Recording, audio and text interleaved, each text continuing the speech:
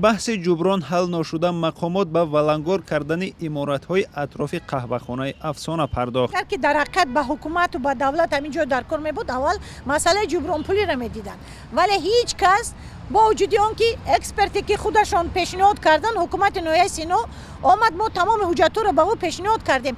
امر پرکرور را من دیدم. اکو بینید امر پرکرور 8 مای قبول شده است. گویا که اینجا یگان بینو نباشد، گویا که اینجا صاحب ملک نباشد، یعنی که درباره جبران پولی سخن نیست. درباره اون که با صاحب کار دیگر جو در قطعه زمین تیان فعالیت صاحب کاریش دوام تیان نیست. با قرار رئیس شهر دوشنبه در مکان امروزه این قهوه‌خانه باید بینای دادگاه و ناظرات اندازه ناحیه سینا ساخته شود. بیشتر از یک ماه شد بحث تخریب قهوه‌خانه افسانه ادامه دارد. صاحب ملکان میگویند همه حجت‌های لازمه را دارند و در صورت تخریب آن از طرف مقامات باید جبران ضرر پرداخته شود.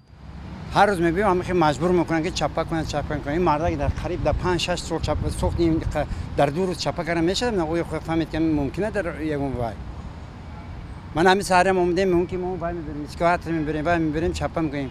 قریب در اینجا 300 400 هزار مردا که رس خود کرده. در حکومت سینا بر رادیوی آزادی گفتند که در قرار رئیس شهر دوشنبه برای تخریب قهوه‌خانه افسانه جبران هم ذکر شده است. طبق قرار رئیس شهر دوشنبه دادگاه عالی وظیفه‌دار شده است به صاحب ملک جبران پرداخت کند.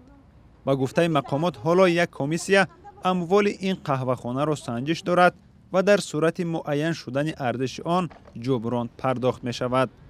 شادمان یتیم، آزادی، دوشنبه.